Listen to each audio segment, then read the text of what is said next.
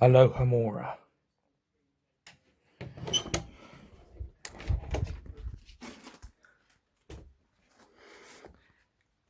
This place has no magic.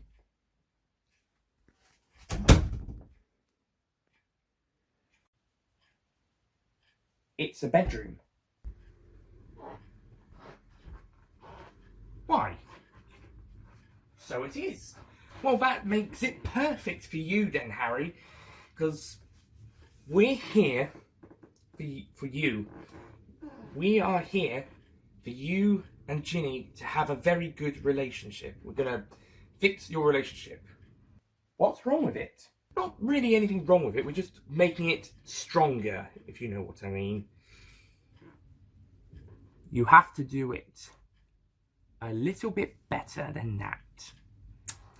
That's why I brought you here. This place has known magic. Love. Love is one of the most powerful pieces of magic ever, as you are probably aware. Otherwise you wouldn't be alive. Okay, I'd be up for that, I guess. So, I'll just bring Miss Weasley here, and the two of you can get to work. Professor Dumbledore, Harry, what are we doing here? Ah, Miss Weasley, I've brought you and Mr. Potter here to kind of sort out your relationship in a way. I mean, not that there's anything wrong with it, it's just that we're making it a little bit stronger. So, I hope you're both ready, because you're both going to need to do a bit of work in the bed. Oh, well, in that case, how can I resist? Hold on a second. Is she of legal consent age? Ah, but Harry, you forget that you become legal adults in the wizarding world at 17. So most of the things are kind of pushed back a year, meaning you're allowed to do some things a year early than you would in the Muggle world. So technically, 15 is the general consent age of wizards and witches, rather than 16, which is the general UK Muggle one, 18 for US. And it varies from country to country. I think I am of legal age, actually. So you are both perfectly legally fine. I dropped my wand. That's a terrible thing to happen. Don't want that happening. It's perfectly fine for you to do what I need you to do. And perhaps by doing this, we might find ourselves another Horcrux. Yes, that actually makes a lot of sense. Yes. Oh, well, in that case, even if she was 15, because I was wondering whether she was 15 or 16, but in that case, that makes sense. Okay, well, in that case, yeah, let's do this. Right, off to bed. Pip, pip. Well then, Harry, shall we get started? Oh, Ginny.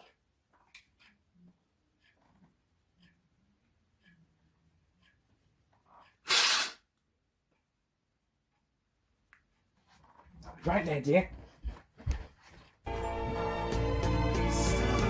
Oh, Harry. Oh, Ginny.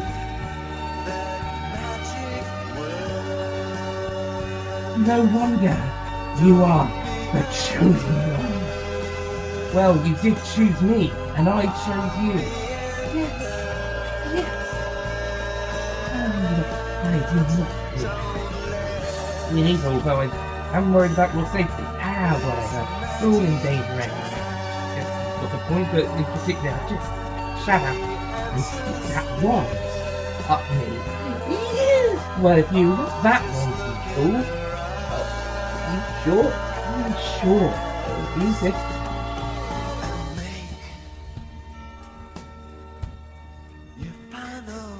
I suppose my broomstick is a bit more stiff today than it has been for quite a while. We should do this more often. Yeah.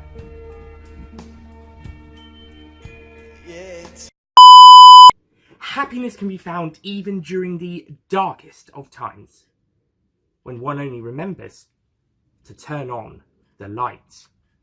Lumos.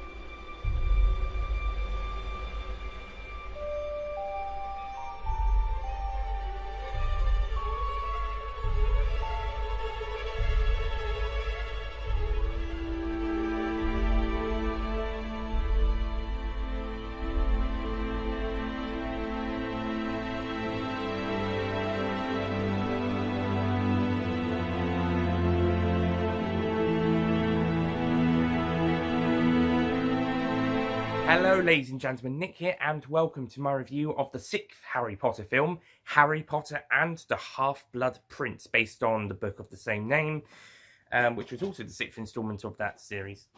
Okay, so Harry Potter and the Half-Blood Prince. Now, I did say this one was a little less faithful to the book than the other five films that came before it, or the next one, and I still stand by that. I think this and Deathly Hallows Part 2 are a little less faithful than the other books. And though to be fair, books 1, 2, and films 1, 2, and maybe 3 are a bit more faithful to their books than the others. Probably because they've got less stuff to do, less stuff in them, so they can have that. They can still do a 2.5-hour film without having to have, 2.5-ish hour film without having to have too much cut. Okay, but Half-Blood Prince still gets quite a few stuff from the books, and even changes of book, and even still the changes that they do have. Some of them are done for the better. For instance, I think actually having Narcissa and Bellatrix going to visit Snape coming a little bit later on rather than the second chapter, I think that's actually a bit better, and we start with the attack on London. Following the first, we get the attack on London, which is really cool, brilliantly done. Although I am wondering, and I think this was mentioned in the book, with an attack on London was mentioned in the book, but whether the Millennium Bridge was around in July 1996 or if it was not finished yet, that's up for debate. Well, not up for debate, but if it wasn't finished by August 1996, then they've got that fact wrong for the film. I think it was also mentioned in the book as well. Anyway, so then we move to see Harry at Surbiton train station in southwest London, and he meets up with Dumbledore as opposed to Dumbledore going to the Dursleys.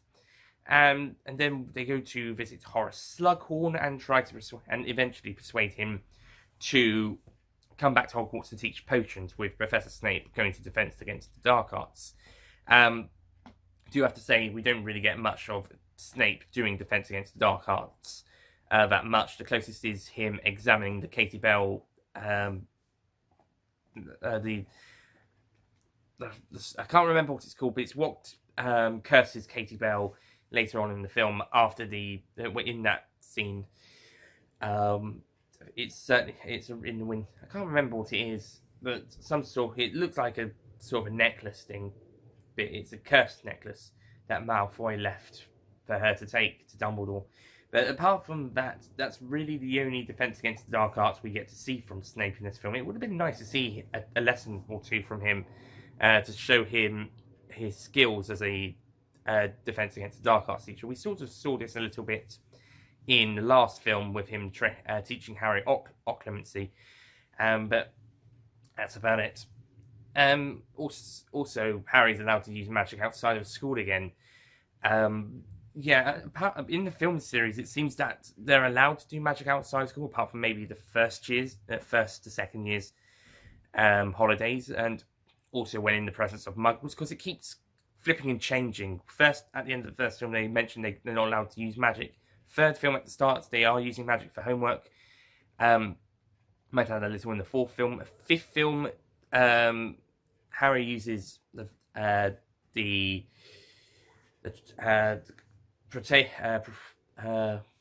Patronus charm. That's it.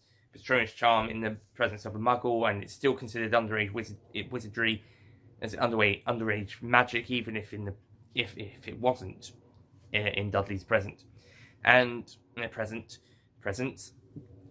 now in this film seems okay. Dumbledore gave Harry permission, I think, in the book, for when they went to see Professor Slughorn, but at the Weasley house, a bit different story. Same as the Burrow, when the Burrow is attacked. And also the Burrow attack, it does sort of undermine the attack in the next film, having it attacked one film earlier, but it's still a really good scene, and I like how it gives, well, in the book, there wasn't really much happening at Christmas. It was just the minister came to see Harry and not much really happened. So it's actually, they managed to add something to the story, even if it's sort of, they attacked the Burrow one story early, it's still done in a really good way, and it does add something during this period of time. Otherwise, nothing really would be happening apart from some exposition that is granted, that sort of sheds some light, and also some slightly cringy romance stuff. And yeah, this story is definitely a more romantic story, and David Yates did want to explore that, a more romantic story. But with that problem is that that angle with the more romantic and domestic side of the story does also, well, for starters, we don't really see that much of the academic stuff besides the potions classes. And second, we don't really have much of the story about Lord Voldemort's backstory and how he gradually became Voldemort, and with him creating the Horcruxes. We get Dumbledore's first meeting with him, and we get some of his meeting, the meeting with Slughorn, where Slughorn tells him about the Horcruxes. And Dumbledore knows that they have been created, although he hasn't really been aware of them being this bad, this dark magic, until just when they find the answers, and they're going to have to try and find the rest of them. They managed to destroy two, one of them being the diary from the Chamber of Secrets, another one being a ring Dumbledore's acquired, and they're going in search of a third. They don't know how many there is. It'll turn out to be 7, including Harry's. It'll turn out in Deathly Hallows Part 2. But yeah, I think we should have a bit more of the more Voldemort backstory stuff. It would have been nice to learn more about him, develop the character, build on what it was, and they had basically what we had in the book, just more about Voldemort. But we only really get a few scenes with it. There's not much. It's mostly, again, the romantic and domestic side of school life. Not even that much academic, like we saw in previous films. It's a bit of a shame. Like I said, we would have liked to have a bit of a defense against the dark arts lesson. But, and some of the romance is a little bit cringy, not too much. I think the Harry-Ginny relationship could have been worked on. I know the character of Ginny is better in the books. So it has been a while since I've read them, but certainly I think the character is better in the books, and here she's a bit of a typical love interest.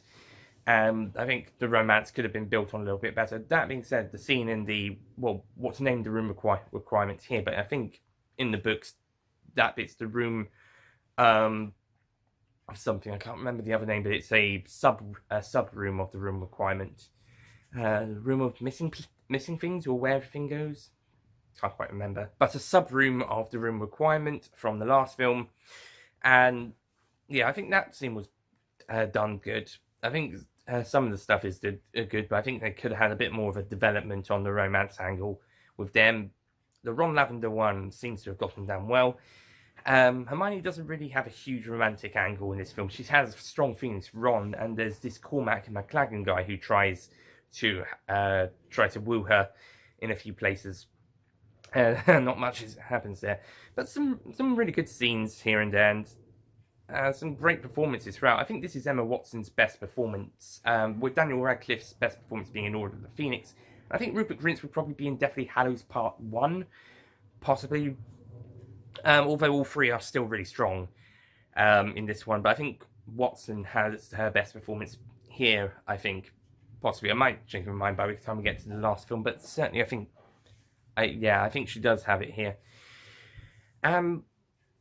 also think Bonnie Wright's also stepped up in her acting as well as Ginny, and she gets a more involvement. She did get some in the last film, but in this one she gets a bit more of a meatier chunk, meatier stuff in the story. Again, would have preferred a bit more development in the romance angle, but and the character a bit more like in the book. But I still think Wright does a great job with what she's got. Also, Tom Felton steps up his acting with Draco Malfoy, who's a bit more interesting and a bit more. There's a bit more to his character since Chamber of Secrets.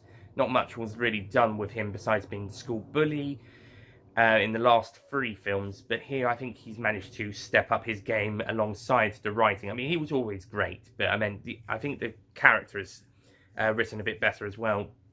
He gets more to do here, and definitely great that he has quite a lot of involvement in the story. Similarly, we get shown that Snape is a Death Eater here.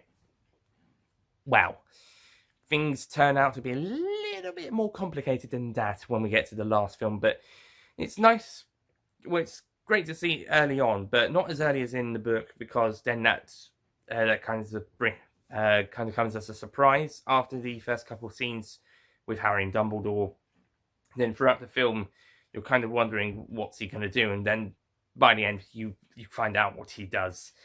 Again, definitely Harry's Part 2 is going to explain a lot more why and more behind the reasoning and all of this. But yeah, and I suppose for those who didn't read the book, seeing it for the first time would be a shock to quite a few people. More positive stuff. I think it's filmed and edited beautifully, apart from a couple of quick paced shots, such as when Harry's just been grabbed by the theory, yeah, and he's just climbed back up this crystal step thing. Really great set, by the way, and kind of keeps cutting back from some sort of different angles, and it just doesn't quite work. And some of that sometimes does happen, but very, very rarely. It's very well shot and edited for the most part, so I think they managed to make the movie look really good. Visual effects also a step up after the last one, where some of them did look a bit fake. Well, not fake, but less convincing than some of the earlier films. This time around, no problem. Especially with that opening scene with the Millennium Bridge, that was really good. Not saying that the Order of the Phoenix's effects were bad, I'm just saying that some of them were not quite as good as some other ones beforehand. On top of that, I also think the acting is great.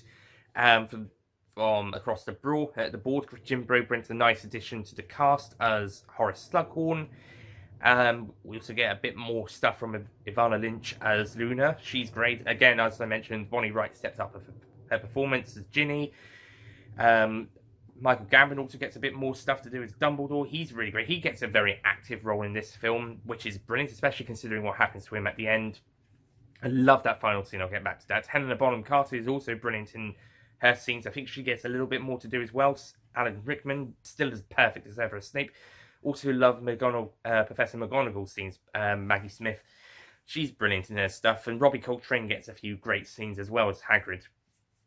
And also Warwick Davis is still great as Flitwick. And even David Bradley gets a few great scenes as Mr. Filch. He's proven, whilst he was teaming up with the Slytherins in the last film, he's not really as keen on them as you might expect, and shows he has a genuine may have some dislike for certain students, if not all of them, depending what they're up to, or takes pleasure in punishing some really naughty ones, so Slytherins included, and also shows that Malfoy is he also has some prejudice against squibs, such as Filch. So that's widening the board, and so you can tell they're not just after the team up in the last film. They're now kind of at each other's throats a little in this film, or at least in 2 scenes, sort of. It's only with Snape coming to the rescue for Malfoy that it doesn't turn out into anything nasty. Okay, I'm sort of exaggerating there. And I think the Quidditch scene is also great. We haven't really had a Quidditch scene since Prisoner of Azkaban. Goblet of Fire, there wasn't any Quidditch. We didn't see the Quidditch World Cup, and there was no Quidditch at Hogwarts that year. In the book, it was cancelled so they could have the Triwizard Tournament. And in book 5, it wasn't included at all, which, to be fair, that does mean we don't have to have the Harry and George, and because George looks like Fred as well, be banned from Quidditch by Umbridge for an incident that happens in the book. Thankfully, we don't have that scene, though it would also have been nice to have seen Ron and Ginny practice their Quidditch skills in that story, in that film. But it's great to see them taking a very active role in Quidditch here. And also they were able to do the story about Ron trying to be a good Quidditch player here. And I think they do a very good job with it. Especially as we have Harry kind of tricking Ron into believing that he's given him the liquid luck. This may have also happened in the book, I can't quite remember. Definitely the Confungus charm at the tryouts was. I remember that. Although it was at the end of that chapter that Hermione sneakily mentions it rather whilst on screen. Like with the attack on London, you actually see it where it actually happened firsthand. But yes, it's great inclusion. And the whole stuff in the cave, that's brilliant as well. I really like that. I think that was the most spectacularly visual bits, and it was quite devastating to see Harry force this poison down Dumbledore to make Dumbledore drink. He's been ordered by Dumbledore ordered him to obey his orders, so he told Harry to make him drink the potion, even if he begs not to. And it's quite nasty seeing Harry having to do that unwillingly, but he's having to follow the orders and make Dumbledore drink the potion, and it's quite nasty. And the final scene on top of the astronomy tower is also brilliantly done, and the aftermath is brilliant. And I love the bit where all the students and staff, apart from Harry and Ginny, because Harry's having a cry and Ginny's comforting him, and Hagrid, as he doesn't have a wand, and of course Draco and Snape have left by that point. But everybody else puts their wand into the air, and they are able to get rid of the dark mark with their magic. And to me, it felt like they're in a period of darkness, but they're banding together to say, we're not going to let the dark destroy us, we're not going to let it get us down. You may have won this time, but we're not out completely. We still got the light, we still support the light, and we are going to use it to get rid of the dark. And that's exactly what they do. They have these lights. There's a really great shot of all the lights of everybody in the courtyard, and it destroys the dark mark up in the sky, and it's beautiful. Plus, I also want to mention that I'm really happy they used the same sound effect for the dark mark's appearance in the London scene, as the same sound effects as the dark mark appearance in Goblet of Fire. That's great, and nice attack on London as well, and another entrance into Diagon Alley is seen there, and yeah, they blow about Ollivander's shop. I wonder where they're going to get their. I wonder where new students are going to get their wands from. Yeah, and we'll see Ollivander as their prisoner in the next two films. Well, the next film he escaped at the end of it, but we'll see Ollivander in the next two films with John Hurt returning. He doesn't return here, of course, but because we don't see the face, but he will in the next film.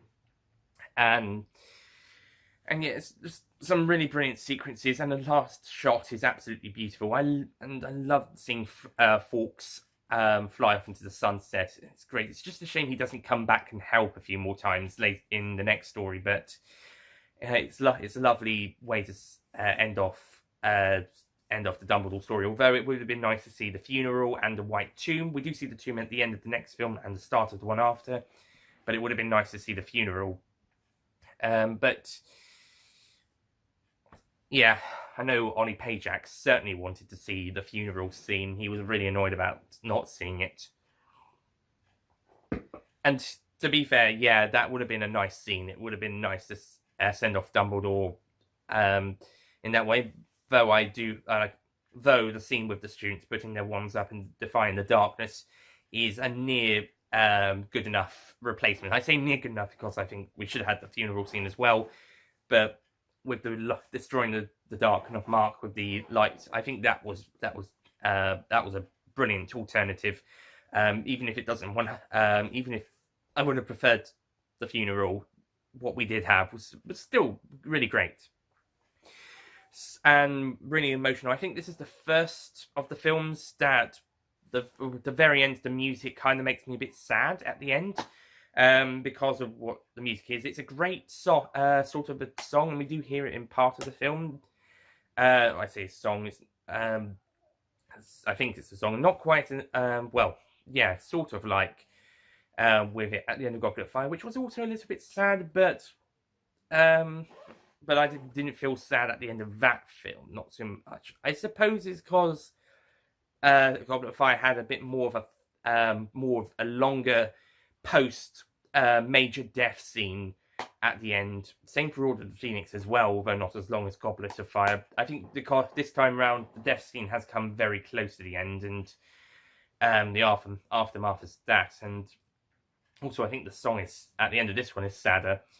But yeah, this, apart from maybe Goblet of Fire, this one's probably the first of the sad ones. I can't really say for Deathly Hallows Part 1, I'll tell you when I rewatch that, but Part 2, it also ends on sort of sad music, which, yeah, that's a bit, which I find a bit odd, considering I think it should have been happy music, because it's the end of the era, it's the end of the film series, it's going like on a bang, a bit like how Star Wars Episodes 3 and 6 end on an even more bombastic version of the Star Wars theme than usual. And, well, all of them end on the Star Wars theme, but those two in particular go on a big bombastic version, so I think we should have a bit more happy one for Deathly Hallows Part 2.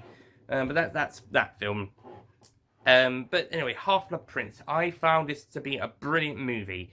As for adaptation of the book, I think there were some bits it changed, some of them for the better and some of them not so much. It's still really great, and it's definitely worth viewing.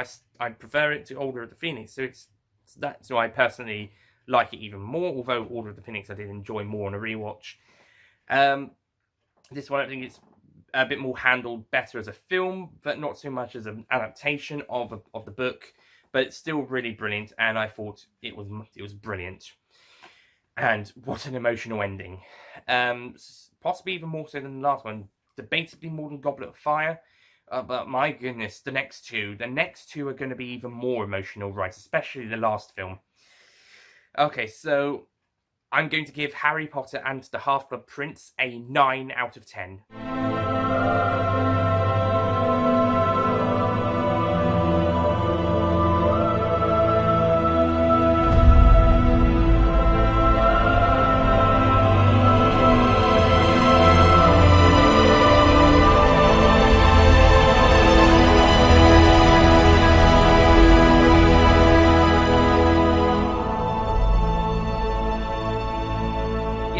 Catch a 10 because I think we should have had a bit more of the stuff in the book, such as more Voldemort stuff. I really wanted to see a movie. I want to see a movie about that. If we can't have his own film, then maybe put it into a Quidditch Throughout the Ages series, bit like with the Fantastic Beasts series following the Grindelwald War stuff. Maybe Quidditch could follow the Voldemort Rise to Power and First Wizarding War story, perhaps, and eventually lead into Philosopher's Stone that way. With Fantastic Beasts 5 ending with the Voldemort story beginning in a way, or shortly after it started, and then they sort of link together, and then end of the Quidditch series linking with Harry Potter via Philosopher's Stone. But yeah, I would have liked to have seen a bit more Voldemort stuff here. That would have been brilliant, and I think they could have developed a little bit more of the characters and or love stories, especially with Ginny, who sort of is a bit more of a typical love interest in these films than she is to the books, although I think she's a bit better in the next two, but still the typical love interest. It'd be nice if they did do a Cursed Child film or films, if they were to split that into two parts there, which might be the best option. I think if they were to do that, I think they'd have to write Ginny the same way she was in the play, which is probably closer to the books than the films. A few other cringy romantic moments there and then, and I think it does take over the movie at parts, and other domestic stuff does take over the movie at points. It's still enjoyable to watch for the most parts, apart from a few cringy bits. But I think we could have had a bit more of the general story. This is why I think I mentioned in Order of the Phoenix, I think that film and this film sort of stalled for time a little bit for the final battle, apart from setting up some important stuff for Deathly Hallows, such as the building of Dumbledore's army and the introduction of the Order of the Phoenix and everyone getting trained in the defense against the dark arts. And here it's introducing the Horcruxes and building up character motivations. But yeah, that would have been nicer to see a bit more of the expanded story. And the whole Half-Blood Prince stuff in the film doesn't actually... They don't really do that much with it, apart from just say, who is the Half-Blood Prince? We don't know, and then they forget about it for a bit, and then come back at the end. It's revealed to be Snape, and I think it's a little bit less impactful in the film, but it's still great for Snape to say that he is the Half-Blood Prince. Alan Rickman, as usual, does a fantastic job, though his best performance is still yet to come. As fantastic as he has been up to this point, and will still continue to be, his best performance is in the last film. Yeah, I think Michael Gambon, either his best performance is either here or in Deathly Hallows Part 2. And yes, on the whole, Half-Blood Prince is a brilliant film, but it's probably the weakest of adaptation, or at least this or Deathly Hallows Part 2 is the weakest adaptation of a Potter book.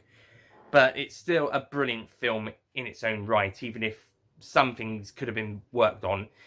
And considering they had to reshoot some of this stuff, some of the problems, well, whether those other things would have made it worse, or whether it would have been better. But I think it's still handled really well, and I think it's a great film. This is the second Harry Potter film I did watch after Goblet of Fire, which I watched after reading the books. I read the books in order, but the films I caught up on afterwards with Goblet of Fire and Half-Blood Prince, I didn't think I went in order with the other ones, although I think I did see parts of 1 and 2 before I got into the series, but then watched them properly afterwards. 7 and 8 definitely came last, and I did catch those at the cinema. 6, I got into Harry Potter at the very end of September 2009. On the 30th of September this month, I'll be celebrating 10 years being a Potter fan. These reviews will be out just before that, of course. But yeah, and that's when I started with the books, and of course went in order there, and that's how I got into those, and the film is later on. But yeah, so whilst I like with James Bond, when I got into Bond in 2012, the year of Skyfall's release, whilst I missed the film release of that year, I was able to catch the next one in the cinema, which thankfully, in Harry Potter's case, was literally 14 months after I started being a fan. And once I finished the final book, which was started January 2010, it was now down to 10 months and 10 and a bit months to the release of Harry Potter and the Deathly Hallows Part 1. And I was super excited for both installments. And we'll be taking a look at Part 1 of the epic finale next time. And yeah, I'm really excited for these last two films, because Deathly Hallows is my favourite book of the series, and Part 2 is my favourite film of the series. But Part 1 is also a very good film. Some people aren't so keen on it because it's all build up, but I still think it's really well done, and they were filmed back to back, so neither of them are worse made than the other. It's just a matter of they're a little bit different, but it's more to do with the story in that case. But some, in case of filming tactics, a bit different, especially as this one's a bit more of a faithful adaptation to book 7 than Part 2 is. But anyway, next time, Harry Potter and the Deathly Hallows Part 1, and I am super looking forward to this.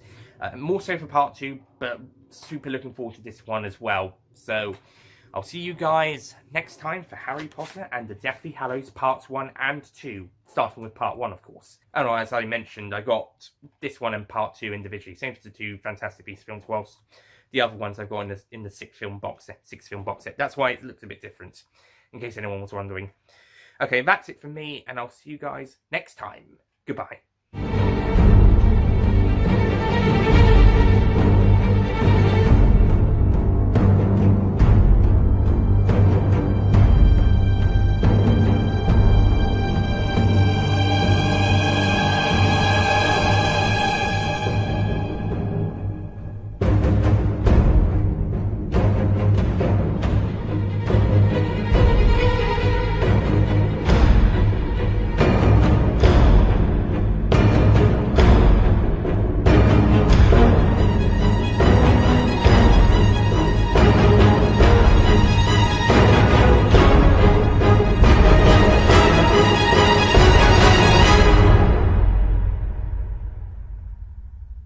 don't forget to click below to subscribe to the official Nicholas Payne Retro YouTube channel.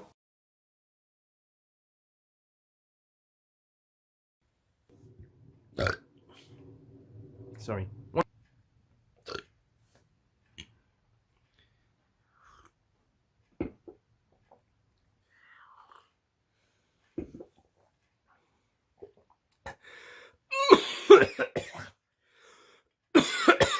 Hate it.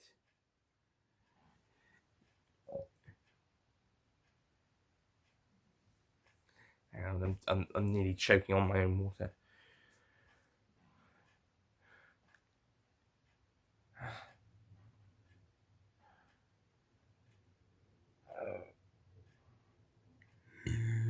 I should pause this, shouldn't I? I was thinking that. Anyway.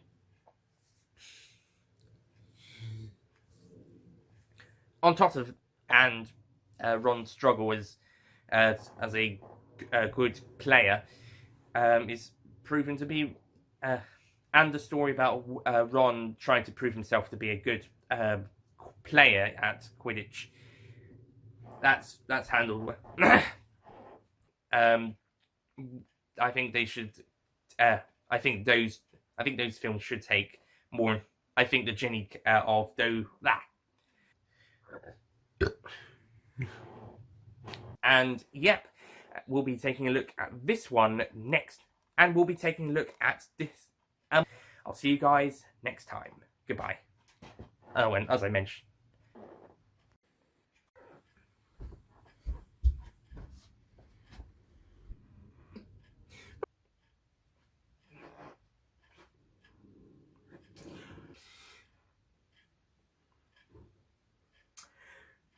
Well, now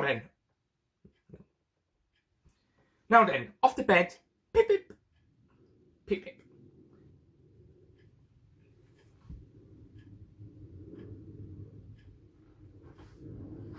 Happiness can be found in the darkest of times, when one only remembers to turn out the light. Was it turn on the light?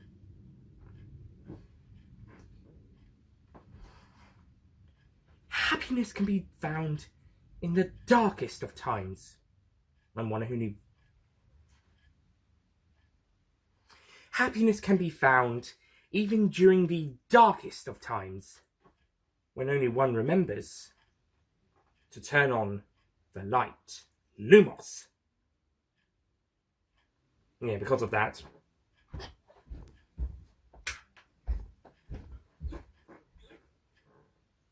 I'm actually going to try a different cut around that. So take 3. Action. Happiness can be found even in the darkest of times, when only one remembers. When only one remembers. When one only remembers.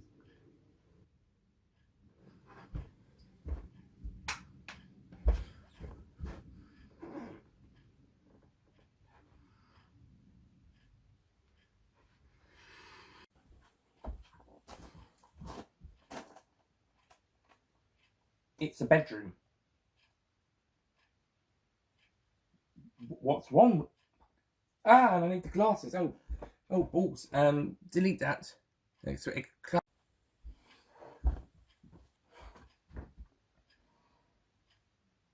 a bedroom. What's wrong with it? Wait, hold on. I thought consent in this country was 16, which means she's a bit young. Possibly. She might be old enough by now, but just in case. Oh, well, that's fine then, I guess. Yeah, I'm more than happy to do that. Well, things are going to get interesting, aren't they, Ginny?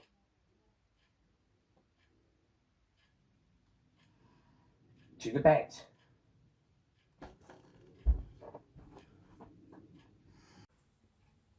Action.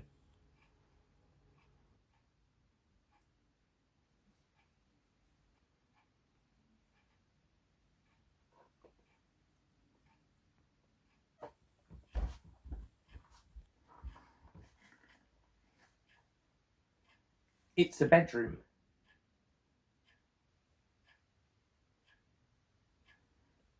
What's wrong with it? Hold on. No! Bastard.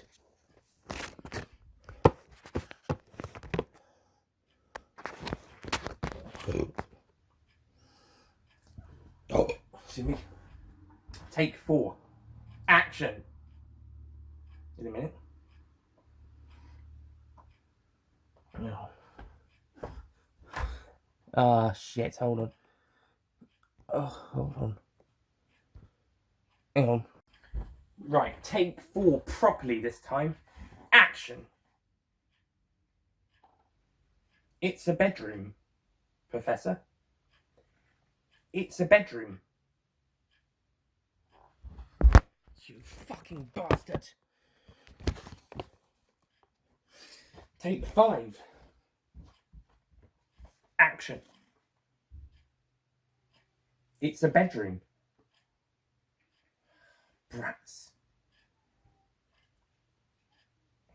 Okay. Action.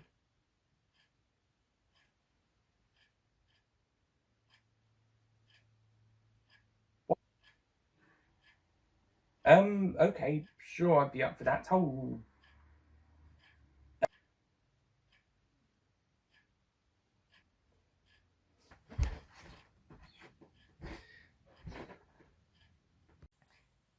Harry and Ginny bed scene. Final bit for Harry Potter and the Half-Blood Prince, I hope. Sketch. Okay, this is actually going to be the first actual bed scene in the Harry Potter sketch. Actually, well, since Fantastic Beasts. I'm getting 3, 2, 1.